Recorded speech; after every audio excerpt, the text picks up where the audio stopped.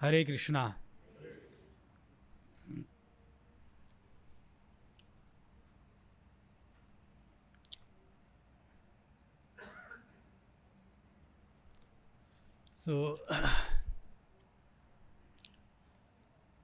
यह जो अध्याय है 7वां अध्याय, जिसमें कि अभी जो कन्वर्सेशन इसके पहले जो हम देख रहे थे, नारद मुनि और व्यास देवी के बीच में कन्वर्सेशन था। और नारद मुनि सुझाव देते हैं कि ऐसे ग्रंथ की रचना करना है जिसमें भगवान श्री कृष्ण का ग्लोरिफिकेशन हो।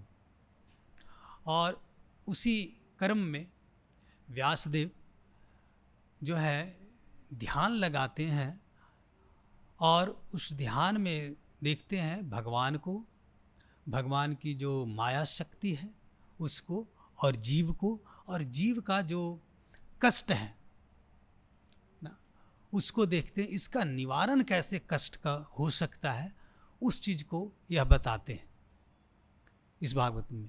तो बहुत खूबसूरत परपट जो है प्रभुपाद ने लिखा है यहाँ पे कि भागवतम जो सुनने से क्या लाभ मिल सकता है हमें, और भागवतम जो है श्रवण ही एक मात्र उपाय है जो भगवान के प्रति हमारे प्रेम को जागृत कर सकता है। नहीं सो आपने देखा इस परपट में प्रभुपाद लिख रहे हैं, श्लोक क्या है, यस्या वै सूर्यमानायाम, यस्यायाम इस यह वैदिक साहित्य। और यह वैदिक साहित्य कौन सा वैदिक साहित्य है? श्रीमद् भागवतम। तो यस्या वै सूर्यमानायाम, सूर्यमानायाम मात्र सुनने से। सो भागवतम सुनने से क्या है उस भागवतम में क्या सुनना है? कृष्णा परम पुरुषे। भागवतम में क्या डिस्क्राइब किया गया है? भगवान श्री कृष्ण के बारे में। और भगवान कृष्ण क्या है? परम पुरुष। बाकी सब लोग क्या है? पुरुष हैं। और भगवान क्या है? परम पुरुष। और उस परम पुरुष जो है उसको जब हम सुनते हैं, परम कृष्ण परम पुरुष से, और उसको सुनने से श्रेयमानायाम सुनने से क्या होता है? भक्ति उत्पादते पुंसा। जब हम श्रेयमानायाम जब हम सुनते हैं श्रीमद् भागवतम तो क्या होता है? भक्ति उत्पादते पुंसा, भक्ति जागृत होती है। पुंसा मतलब जो हमारे बीच हमारे अंदर क्या होती है? भगवान के प्रति भक्ति जागृत होती है। और उस भक्ति का रिजल्ट क्या मिलता है? जागृत जब भक्ति होता है तो क्या मिलता है? परम पुरुषा शोका मोहा भया आपह। जो शोक है, भय है, मोह है, यह क्या होता है? सारे नष्ट हो जाते हैं। सो ये भागवतम सुनने का प्रभाव है। फर्स्ट क्या है? अगर सुनते हैं तो भगवान के प्रति हमारा प्रेम जागृत होता है। और ये तो मेन जो है परम लक्ष्य है जीवन का कि भगवान के प्रति हमारा प्रेम जागृत हो। नहीं, मानव जीवन का परम लक्ष्य है कि भगवान के प्रति हमारा प्रेम जागृत हो। और वह जागृत कैसे होगा? सुनने के मात्र से। ठीक है, वो तो जागृत हो जाएगा, लेकिन अभी जो प्रॉब्लम हमारे लाइफ में चल रहा है वो कैसे ख़त्म होगा? ठीक है, परम पुरुषा भगवान के बारे में सुनेंगे, प्रभु जी बहुत टाइम लगेगा, हो सकता है 10 साल 20 साल 50 साल, कब भगवान का प्रेम का प्राप्ति हो। लेकिन अभी जो प्रॉब्लम है, जो हम मोह में फंसे हुए हैं, शोक में फंसे हुए हैं, भय में है, इसका नाश भी हो जाएगा। इसका भी सॉल्यूशन यहाँ देख रहे हैं, भगवान दे रहे हैं ना। यहाँ पे शोका मोहा भया आपहा, शोक मोह भय ये तीनों भी खत्म हो सकता है। सो इस परपट में तात्पर्य में प्रभुपाद बताते हैं कि हमारे अनेक इंद्रियां हैं और उसमें से शक्तिशाली इंद्रियां बताते हैं क्या है? हमारा कान, जिससे हम श्रवण कर सकते हैं। और उस श्रवण जो है करने के मार्ग से ही हमारा क्या होता है? भगवान के प्रति प्रेम जागृत होता है। और प्रेम जो शब्द है उसके बारे में प्रभुपाद लिखते हैं कि जनरली जो है इसको प्रयुक्त कहाँ किया जाता है, एक मेल और फीमेल के बीच में, एक पुरुष के बीच में और एक महिला के बीच में रिलेशनशिप को प्रेम बोलते हैं, नहीं? लेकिन इस प्रेम में जरूरी नहीं आपको आपका भय, मोह, शोक ना आपका दूर हो, इसका उल्टा जरूर हो सकता है ना? भय, शोक और मोह ये तीनों आपको फंसाए रख सकता है। लेकिन प्रेम शब्द जो है जब हम भगवान के लिए इस्तेमाल करते हैं, भगवान के प्रति होता है, क्योंकि इसको प्रकृति जो है को क्या बताया गया, स्त्रीवाचक शब्द इसमें बताया गया। हम पढ़ रहे थे परपट में, प्रभुपाद लिखते हैं कि प्रकृति क्या है, स्त्रीवाचक शब्द है, और सभी हम लोग क्या है, प्रकृति है। और पुरुष कौन है, भगवान श्री कृष्ण ही क्या है, परम पुरुष है, वही इंजॉयर है। हम लोग जो इंजॉय करते हैं क्या है, फॉल्स इंजॉयमेंट है हमारा, नकली इंजॉयमेंट जो हम लोग यहाँ पे करते हैं। और यह जो प्रकृति और जो पुरुष के बीच का जो प्रेम है, वह प्रेम शब्द वो क्या है, वास्तविक यूज है उस चीज का, प्रेम का शब्द का।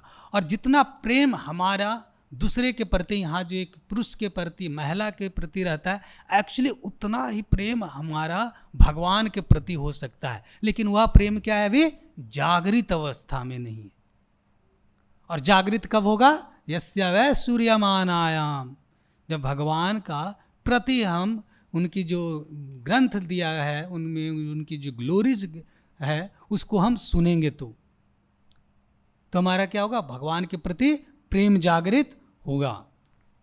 और प्रेम जागृत होने से ये तीनों चीज, शोक, मोह, भय, इसका नाश होगा। और नेक्स्ट आगे परपट में प्रभुपाद कहते हैं कि सभी लोग चाह रहे हैं, लोग चाहते हैं कि शांति हो इस दुनिया में ना। देख रहे हैं ना, हर एक जगह कहीं ना कहीं युद्ध चल रहा है, कहीं भूखमरी है युद्ध के कारण, और भी डिफरेंट डिफिकल्टी हर एक जगह राइज हो रहा है।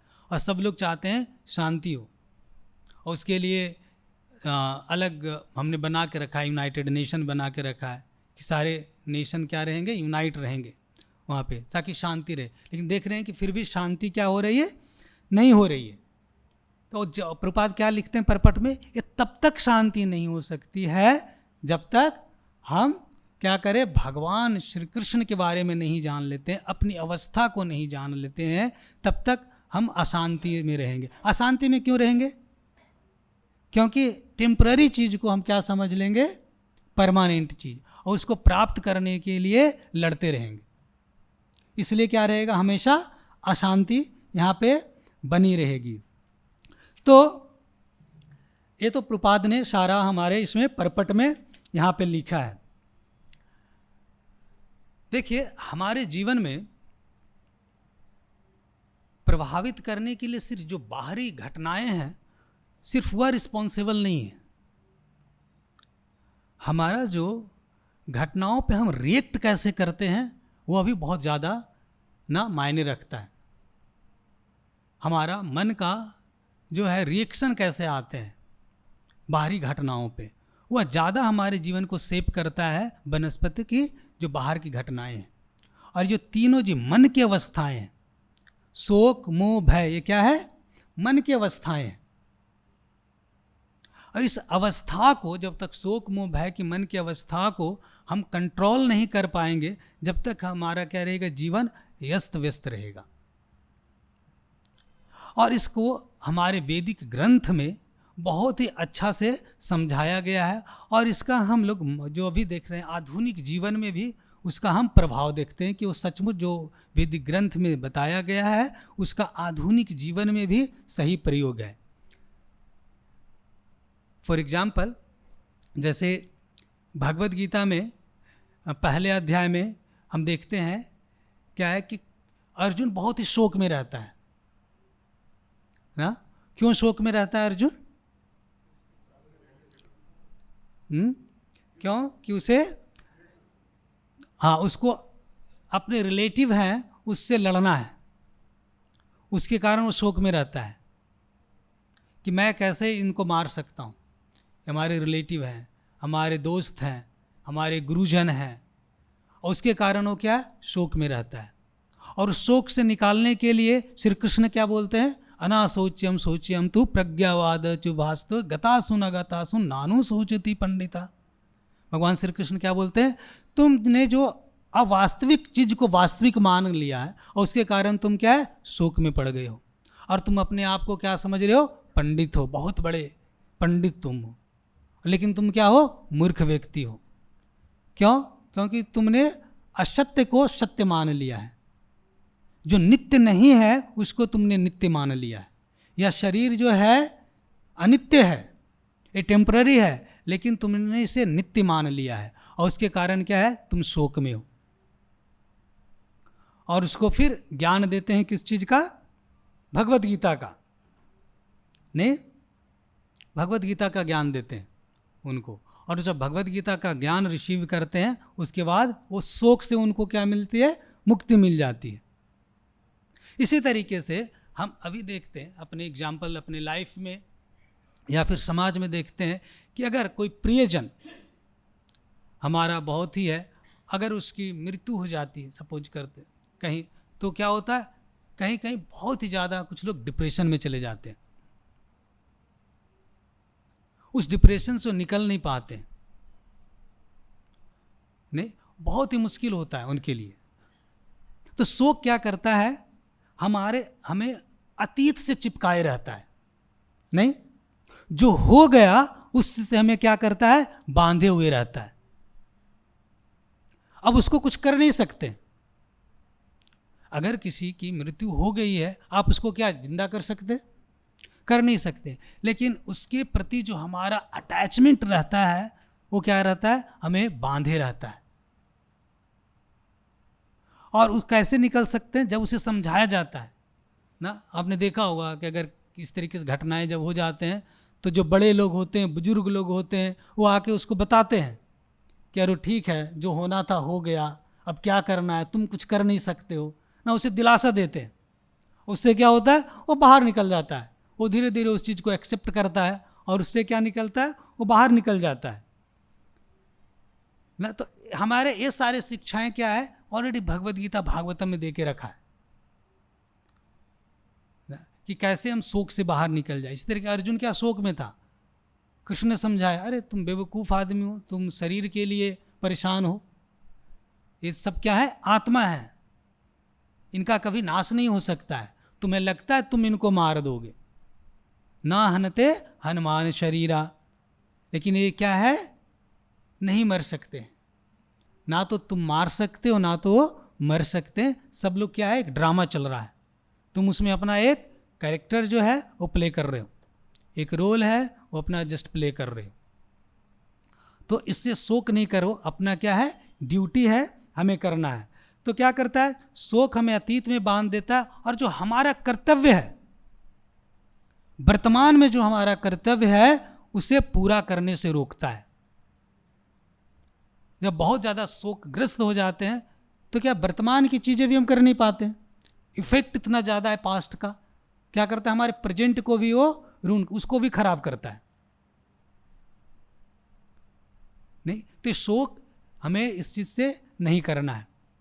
और दूसरा क्या आता है यहाँ पे, जैसे और देखते हैं बहुत सारे आप लोग, हर एक आदमी ना यहाँ पे ये जो सारे जो मानसिक अवस्थाएं हैं, हर एक आदमी यहाँ से गुजरा है, सबका पर्सनल एक्सपीरियंस भी होगा यहाँ पे कि कैसे इससे हमें शोक से हमें हम डिस्ट्रॉय होते हैं। और दूसरा यहाँ पे कहते हैं शोका मोहा, और मोह क्या है, मोह का मतलब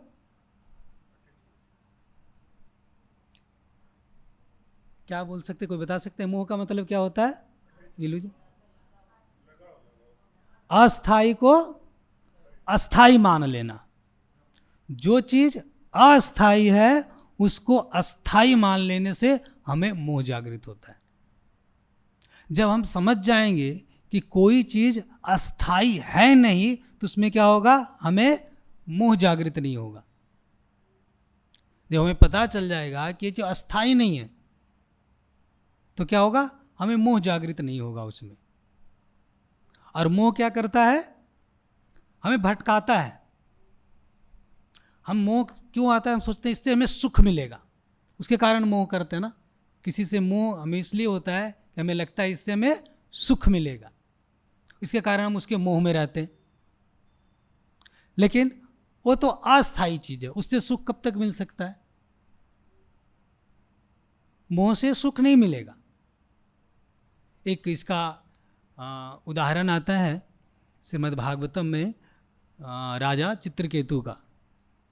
आप लोगों ने सबने शायद बहुत लोगों ने सुना होगा, राजा चित्रकेतु की बहुत सारी ना पत्नियां थी, लेकिन उनका एक भी पुत्र नहीं था। और एक उसका पुत्र हुआ, और उस पुत्र होने के कारण क्या हुआ, सारी जो उनकी अलग जो पत्नी थी उनसे क्या हो रहा है कि जिससे पुत्र हुआ उससे क्या होगा, उनसे जलस शुरू होना, उनसे क्या होगा, ईर्ष्या शुरू होगी सबकी। और सारी पत्नी ने मिलकर क्या किया, उस पुत्र को मार दिया, क्योंकि राजा उस पत्नी से ही ज़्यादा अटैच हो गया था। तो नारद मुनि आए, और नारद मुनि ने आकर जो मर गया था पुत्र उसको दोबारा क्या किया, जागृत कर दिया, और पूछा कि तुम कौन हो? तो बोलता पता नहीं मैं कौन हूँ, मुझे क्यों बुलाए हो, मेरे तो बहुत सारे माता पिता हो चुके, ये भी उनमें से एक माता पिता है। राजा चित्रकेतु जब सोचता है अरे मैं इसके लिए इतना परेशान हो रखा हूँ, ये तो बोल रहा है कि मैं इनका पुत्र ही नहीं हूँ, कितने माता पिता हो चुके हैं हमारे, मैं तो जर्नी कर रहा हूँ। तो यह जब बात वो सुनते हैं तो उनको शोक से क्या बोलती, मुक्ति मिल जाती। नहीं तो इसी तरीके से शोक क्या है, हमारा अटैचमेंट किसी से रूट हमारा रहता है, उसके कारण हमारा क्या बोलते हैं, मोह जागृत हो जाता है। वो मोह में थे बहुत ज़्यादा, पुत्र के मोह में, और पुत्र बोल रहा है हमारा तो पिता ही नहीं, कितने पिता हो चुके हैं। और ये सच है ना, जो चित्रकेतु की कहानी है ये बिल्कुल रिफ्लेक्ट कर रहा है।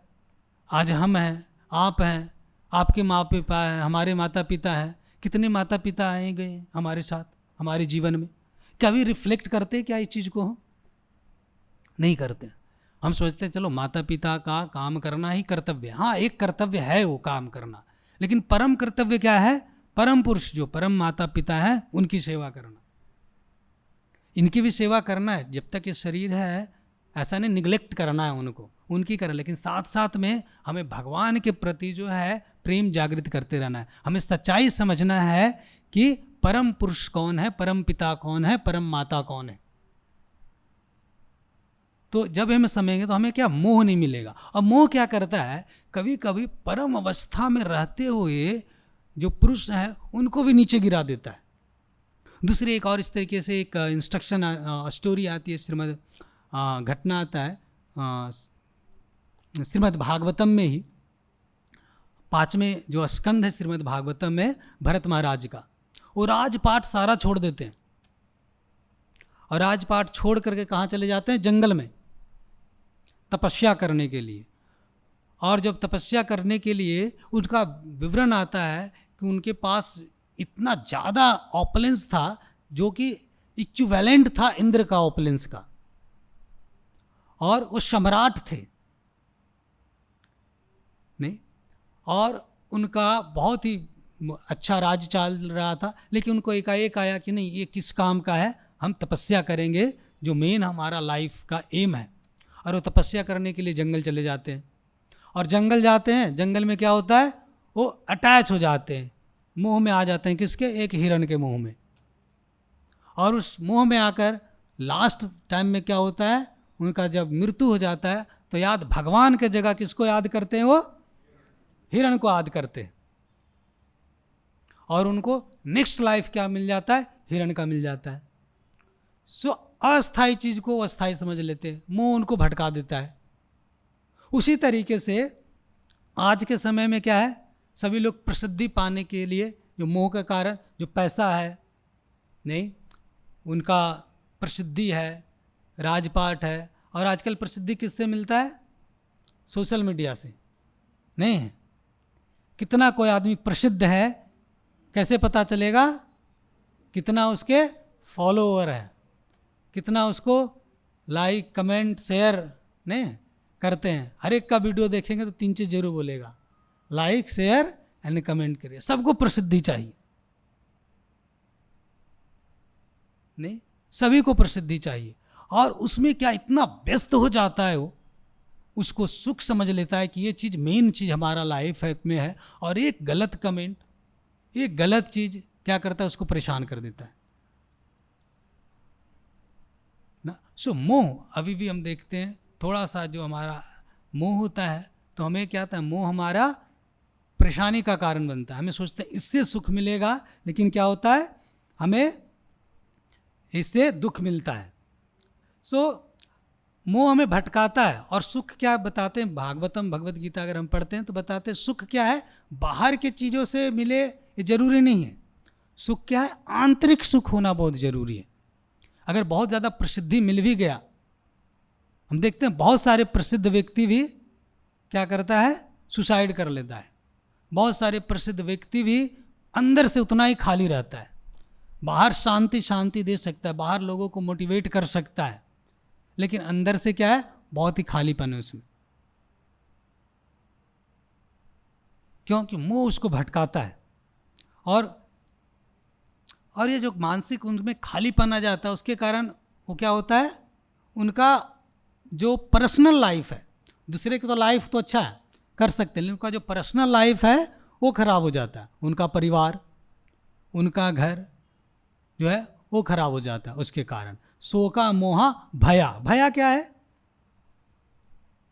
भय मतलब भविष्य की चिंता। पहले जो हो गया वो क्या है, शोक, नहीं उसका शोक करते हैं, और जो अभी है उससे क्या है, मोह करते हैं, और भविष्य में क्या होगा उसका हमें भय है। नहीं, ये हमारा लाइफ है, शोका मोहा भया। भया मतलब भविष्य का जो कैसे होगा, भविष्य की चिंताएं, उसका हमें हमेशा भय रहता है। तो इसका एविडेंस, जो इसका प्रॉब्लम क्या होता है भय का, श्रीमद् भागवत गीता में ही हम लोग पढ़ते हैं। और महाभारत अगर पूरा देखें तो भय का कारण ना, दुर्योधन को भय था कि पांडव क्या करेगा, हमारे राज्य ले लेंगे, और उसका जो भय कि मैं ना ये हमारे फ्यूचर में राज्य ले लेंगे, वो शुरू से ही गलत करना शुरू कर दिया था ना। अभी पांडव अगर उनका महाभारत में पढ़ते हैं कि स्टोरी आता है कि जो पांडव होते हैं वो बहुत ही अच्छे गुण उनमें होते हैं और शक्तिशाली होता है। तो दुर्योधन को हमेशा क्या रहता है, भय लगा रहता है कि अरे इतने ये अच्छे गुण हैं इसमें, इतना शक्तिशाली है, लोग इनके तरफ आकर्षित होंगे और इनको राजा मान लेंगे, तो मैं क्या करूँगा, मैं राजा नहीं बनूंगा। और जो फ्यूचर का भय के कारण वो सारी गलती शुरू कर देता है बचपन से ही ना। इसमें आता है कि भीम बहुत छोटे से रहते हैं, लेकिन वो रहते हैं कि बहुत शक्तिशाली हैं, तो उसको लगता है कि बहुत शक्तिशाली, इसको क्या करते हैं, जहर दे देते हैं, विष दे देता है उसको बचपन में ही ना। और जब बड़ा होता है, आगे की स्टोरी हम देखते हैं, उससे तो भीम निकल जाते हैं और ज़्यादा शक्तिशाली हो जाते हैं। और बाहर जब बाद में आता है, देखते हैं कि कितने तरीके से पांडव को क्या करते हैं, परेशान करता है ना। उनका राजपाट छीन लेना, जुआ में उनको हराना, वनवास भेज देना, कि कैसे हमारे राज्य को ये हड़प ना ले, ये उनका भय का कारण है। हमारा भय का क्या आता है, देखते हैं हमारा एग्जाम्पल क्या मिलता है हमारे जीवन में। चलो तो दुर्योधन का था, हमें हमारा भय क्या रहता है, क्या वो एग्जाम्पल यहाँ पे बहुत सारे आपके भय में आता है, क्या है। देखते हैं बहुत सारे स्टूडेंट ना रहते हैं, वह कुछ करना चाहता है जीवन में, या फिर वो चाहता है कि नहीं, जो मैं अभी माँ बाप ने बोला है पढ़ने, ये नहीं पढ़कर मेरी इच्छा, जो मेरी लगन है वो करना चाहता हूँ। लेकिन अगर उसके फैमिली वाले सपोर्ट नहीं कर रहे हैं तो उस भय के कारण क्या करता है, उसका विकास नहीं हो पाता है, वो चीज़ कर नहीं पाता है जो करना है उसको, कि अगर मैं करूँगा तो हो सकता है फेल हो जाए, दूसरे लोग इसमें हमें सपोर्ट नहीं कर रहे हैं, तो क्या करते हैं, हमारे जो फ्यूचर का चीज़, हमारा डिसीजन मेकिंग जो कैपेसिटी है उसको क्या प्रभावित करता है, नहीं कि क्या होगा, हम ऐसा करेंगे तो क्या होगा। तो हम क्या करते, डिसाइड नहीं कर पाते हैं कि सही से जिंदगी नहीं जी पाते हैं भय के कारण।